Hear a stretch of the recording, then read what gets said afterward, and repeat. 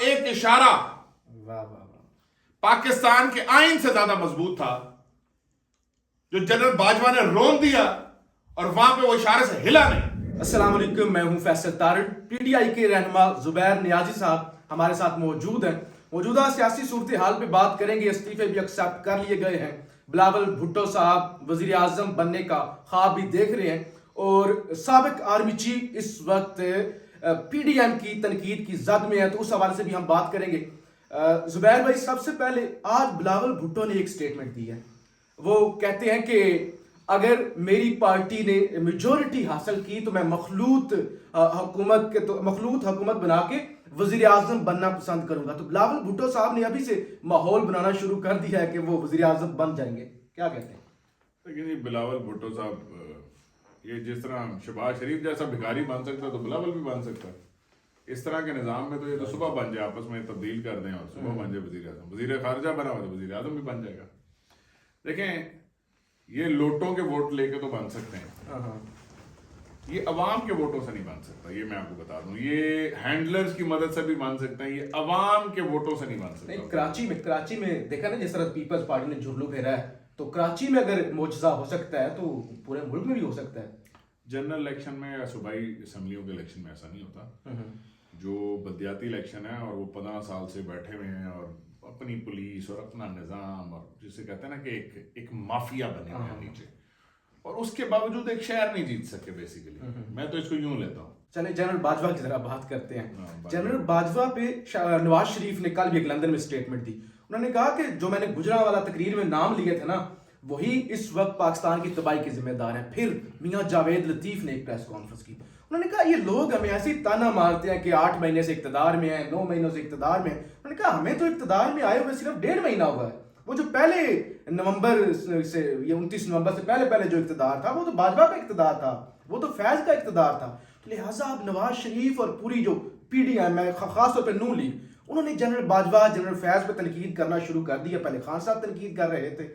تو یہ کیوں کر رہے ہیں کہ یعنی یہ تو بینیفیشری ہیں، باجوہ صاحب نے انہیں مطلب یہ حکومت میں لے آئے. لیکن یہ تو نا ہمارے نا ادھر ایک دیہاتوں میں نا تنگ گلیاں ہوتی ہیں، تو کسی وہ نہیں ہوتی عورت نے بات نکالنی ہو نا، جو اس کو کسی کا راز ہو، پیٹ میں درد ہوتا ہے، پھر راز نکالنا ہوتا ہے، کسی کی بات کدھر کرنی ہوتی ہے، تو پھر اس کو جھوٹ بولنا پڑتا ہے کہ گلی چ 2 بندے گزر رہے سن، وہ آپس سے گل کر رہے سن، میں اتوں سنی ہے. تو یہ اگر آپ اتنا یہ سمجھ رہے ہیں کہ قوم اتنی بھولی ہے کہ گلی چ 2 بندے گزر رہے سن تو انہوں نے یہ سب کچھ کیا ہے، اگر یہ بات ہے تو پھر عمران خان کا تو اقتدار آیا ہی نہیں. اگر فیض اور باجوے کا اقتدار تھا تو عمران خان کا تو پھر اقتدار آیا ہی نہیں نا. دیکھیں، آپ نے اپنی مرضی سے فیض اور باجوے نے آپ کی بنوا کے دی گورنمنٹ، ٹھیک ہے، آپ ایلیجڈلی آپ کو باجوہ نے اکٹھا کیا، ان کو اسٹیبلشمنٹ نے اکٹھا کیا، تو نہ ہوتے اکٹھے، نہ ہوتے عمران خان کی گورنمنٹ چلنے دیتے. اینڈ میں کہتے ہیں عمران خان ساری بربادی کا ذمہ دار ہے. وہ عمران خان تو پاکستان کی ایکسپورٹس آسمانوں پہ لے کے جا رہا تھا. رائس پہ تھی، large scale manufacturing industry rice پہ تھی، ایگریکلچر رائس پہ تھا، کنسٹرکشن اور ریئل اسٹیٹ انڈسٹری رائس پہ تھی. یہاں پہ کیا کہتے ہیں debt to G D P ratio نیچے آ رہا تھا، 6% کا گروتھ ریٹ آ رہا تھا. کون سا ایسا انڈیکیٹر بتا دینا جو اچھا اکنامک سروے رپورٹ شاید بھی ان کے دور میں ہوئی ہے. ہمارے دور کی پرفارمنس کی اکنامک سروے رپورٹ ان کے دور میں جایا ہوئی ہے. بالکل ایسے ہی ہے. تو یہ کیا ان کو کون سی موت پڑی ہوئی تھی؟ باجوہ اور فیض تو تب بھی تھے، باجوہ اور فیض تب بھی تھے نا، تو تب تو ملک رائس پہ جا رہا تھا. تو اب کیا موت پڑ گئی؟ دیکھو، اگر آپ اس پہ ان پہ ذمہ دار، میں تو ان کو ذمہ دار ٹھہراتا ہوں. ان کی ذمہ داری یہ ہے کہ تم چوروں کو لے کے آگے. وہ اس لیے ذمہ دار ہیں کیونکہ انہوں نے رجیم چینج کی جو یہ سارا وہ پلان تھا، امریکی غلام بن کے انہوں نے ہینڈل کیا، انہوں نے کروا کے دیا. انہوں نے ثبوت دیا کہ یہ بڑے جو نا الحمدللہ پہ کھڑے ہیں اچھے بچے. اور یہ سارا جو پلان تھا اب تو سب ثابت ہو گیا. وہ جو حسین حقانی جو ساری لابنگ کرتا رہا ہے، اور every thing is proven now. بالکل ایسے. تو اب اگر یہ بچے بن رہے ہیں، یہ سمجھ رہے ہیں نیریٹو بک جائے گا، نیریٹو شیریٹو کو نہیں بکنے لگا. یہ جتنی مرضی ایفرٹ کر لیں، یہ نہیں کوئی نہیں بکنے لگا. اچھا، پنجاب میں نا پچھلے کم سے کم ہم نے پچھلے 10-12 سال سے دیکھا ہے، پنجاب میں بھی ایون اینٹی اسٹیبلشمنٹ جو نیریٹو ہے نا وہ چلتا ہے. نواز شریف صاحب کی شاید سب سے بڑی کامیابی یہی تھی کہ اینٹی اسٹیبلشمنٹ نیریٹو انہوں نے بڑا اچھا بلڈ کیا, اور اب وہ نیریٹو خان کے پاس آ گیا ہے. اب دوبارہ نون لیگ یہ کوشش کر رہی ہے کہ وہ فیض حمید, جنرل باجوہ اور ثاقب نثار, آصف سعید خوسا صاحب, ان کے خلاف ایک تگڑا سا نیریٹو بنائے, اور اس کے بعد وہ شاید پنجاب کے اندر کوئی اس سے گین کرنے کی پوزیشن میں آ جائے. آپ لاہور ہوتے ہیں, پی ٹی آئی کے جنرل سیکرٹری ہیں آپ لاہور سے, تو کیا آپ دیکھتے ہیں کہ کوئی حصہ لاہور میں ایون ان کو مل جائے گا؟ نون لیگ کو حصہ لاہور میں جی میرے خیال ہے شاید کوئی 1-2 سیٹیں جیت جائیں, بٹ ادروائز تو وہ ہار گئے ہیں, ختم ہو گئی ان کی وہ لاہور میں مقبولیت. لیکن رہی بات یہ کہ اینٹی اسٹیبلشمنٹ بیانیہ بکتا ہے پنجاب میں, بکتا ہے یہ میں بیسیکلی جو ہمیشہ سے نا پنجاب ہمیشہ سے اینٹی اسٹیبلشمنٹ کا مسئلہ نہیں ہے. مسئلہ یہ ہے کہ جب یہ اسٹیبلشمنٹ کے خلاف رہے ہیں نا تو لوگوں نے انہیں جھوٹا سمجھا ہے, اور سمجھا کہ یار اگر یہ اسٹیبلشمنٹ کے خلاف بول رہے ہیں تو اس کا مطلب ہے کوئی اچھی لوگ ہیں. یعنی اتنے گندے لوگ جب کسی کے خلاف بولتے ہیں تو رائے دوسرے کے بارے میں اچھی بن جائے گی. پہلی دفعہ تاریخ میں ایسا ہوا ہے کیونکہ عمران خان نے اپنا سٹانس لیا, دنیا کو پتا تھا یہ سچ بول رہا ہے, ٹھیک ہے, اس لیے دنیا ان کے خلاف نہیں پنجاب میں یا کہیں پہ بھی عمران خان کی, جہاں پہ گورنمنٹ یا عمران خان کی پاپولیرٹی تھی, جہاں پہ اس کی سے تھی, جہاں لوگ اس کو سننے کو تیار تھے, جہاں لوگ اس کی بات کو فالو کرتے, تو وہاں عمران خان نے جو بات کہی وہ بائے ہوئی. یہ ڈرامے بازیاں نہیں چلی. نواز شریف تو چور ہے, سب کو پتا ہے, رجسٹرڈ چور ہے, سرٹیفائڈ چور ہے, ہر پلیٹ فارم پہ ثابت ہو چکا ہے.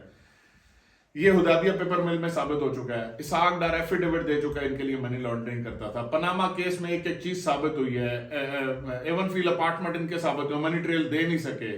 سب کو پتا ہے یار یہ کتنا بڑے فراڈ ہے.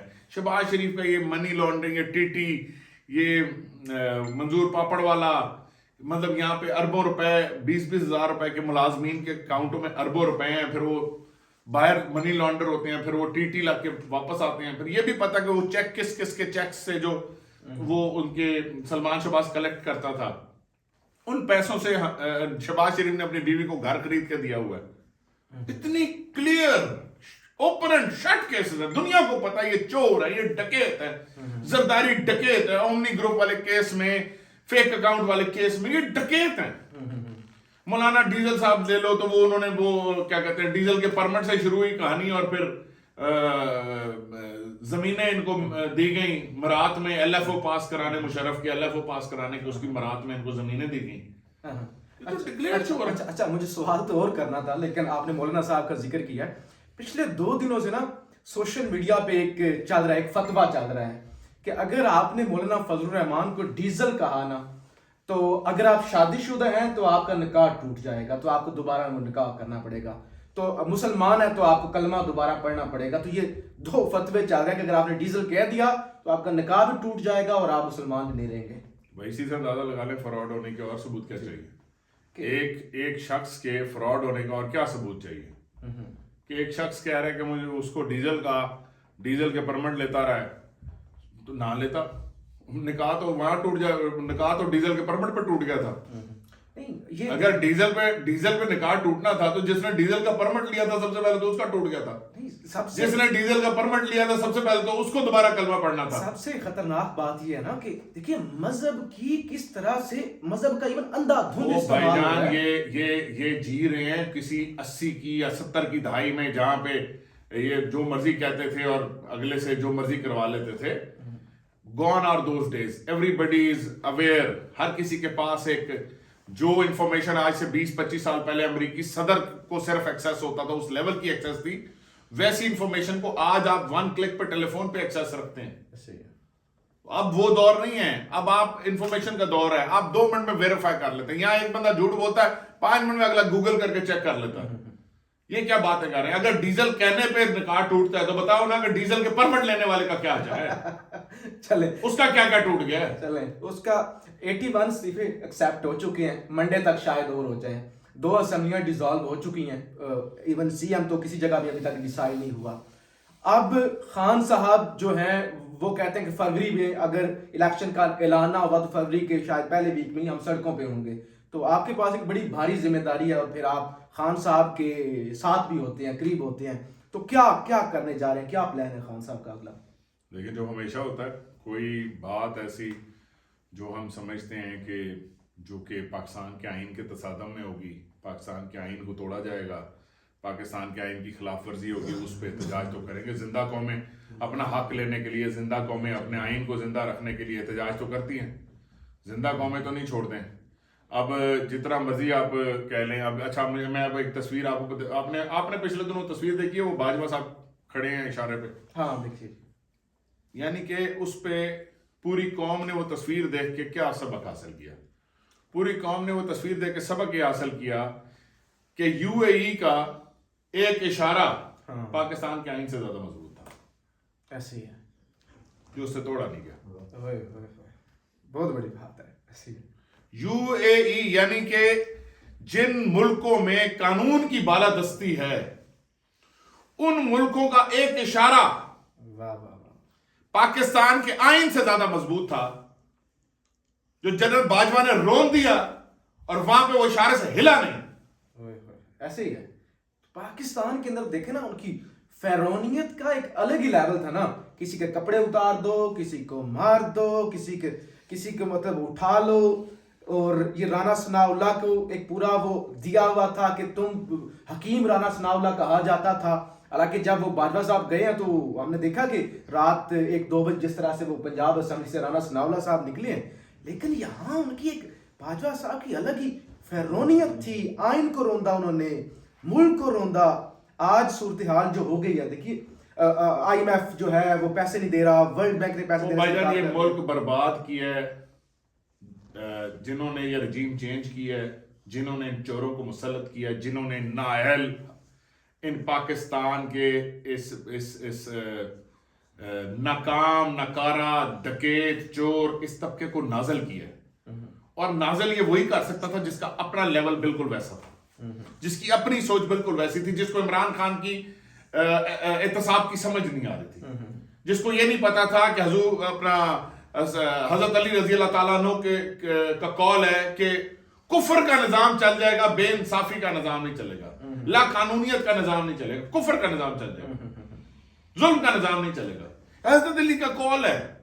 دنیا میں ترقی کرنے کی جو بنیاد ہے کہ آپ مدینہ کی ریاست کا جب عمران خان ذکر کرتا ہے تو کیا ہے مدینہ کی ریاست؟ مدینہ کی ریاست وہ تھی جدھر رول آف لا تھا, جدھر کہا تھا کہ بہت سی قومیں, حضور نبی اکرم صلی اللہ علیہ وسلم کی حدیث ہے کہ تم سے پہلے بہت سی قومیں برباد ہوئی جہاں طاقتور کے لیے ایک اور قانون تھا اور کمزور کے لیے ایک اور قانون تھا. تو یہ سبق کیوں نہیں سیکھ رہے ہم اس سے؟ یورپین کنٹریز نے سبق سیکھ لیا. سب سے بڑی جو بنیاد ہے مدینہ کی ریاست کی وہ رول آف لا ہے, انصاف سب کے لیے. خلفاء راشدین عدالتوں میں پیش ہوتے رہے ہیں, حضرت علی پیش ہوئے عدالت میں, حضرت عمر رضی اللہ تعالیٰ عنہ پیش ہوئے عدالت میں. یہاں پہ ہمارا میرا مطلب ہے کہ ایک سرکاری افسر نہیں پیش ہو سکتا کیونکہ وہ وردی میں ہے, کیونکہ وہ قانون سے بالا تارا, شاید کیونکہ وہ اس پہ تو شاید وہ فتویٰ آ گیا. فتوے تو مجھے لگتا ہے وہ ان پہ آئے ہیں. جی زبیر بھائی, جنرل عاصم منیر نئے آرمی چیف ہیں اور خان 2-3 دفعہ ذکر کر چکے ہیں کہ عاصم منیر اچھے انسان ہیں. پھر انہوں نے یہ بھی کہا کہ موجودہ اسٹیبلشمنٹ نیوٹرل بھی نہیں ہے, باجوہ کی باقیات ابھی بھی ایکٹیو ہیں. اور پھر کچھ تبدیلی تو ضرور آئی ہے جنرل عاصم منیر کے آنے سے, لیکن جو ایک میجر تبدیلی آنی چاہیے شاید وہ ابھی تک نہیں آئی. تو کیا کہتے ہیں اس پہ؟ دیکھیں عاصم منیر صاحب مجھے تو نہیں پتا کیسے ہیں, اور اگر میری نظر میں تو ایک اچھے ہونے کی جو دلیل ہے وہ یہ ہے کہ وہ آئین کی بالادستی پہ یقین رکھیں. اچھے ہونے کی دلیل یہ ہے کہ آئین جیسے ہے اس کے مطابق ملک کو چلنے دیا جائے. اچھے ہونے کی دلیل یہ ہے کہ آئین کہتا ہے 90 دن میں انتخاب ہونے چاہیے, 90 دن میں انتخاب ہو. 2 اسمبلیاں ٹوٹ گئی ہیں, دونوں اسمبلیوں کا انتخاب 90 دن میں ہو. آئین یہ کہتا ہے. ٹھیک ہے. اب آئین کا ساتھ چلیں گے تو آپ پاکستان کے ساتھ مخلص ہیں, جو آئین کے ساتھ نہیں چلے گا وہ پاکستان کے ساتھ مخلص نہیں ہے. آئین کی بالادستی میں پاکستان کی معیشت کی, پاکستان کی फलाह है पाकिस्तान की, हर किस्म की बेहतरी, आइन की बालादस्ती। जी जुबैर रईस साहब बहुत शुक्रिया, अपनी राय का इजहार ज़रूर कीजिएगा। पाकिस्तान जिंदाबाद।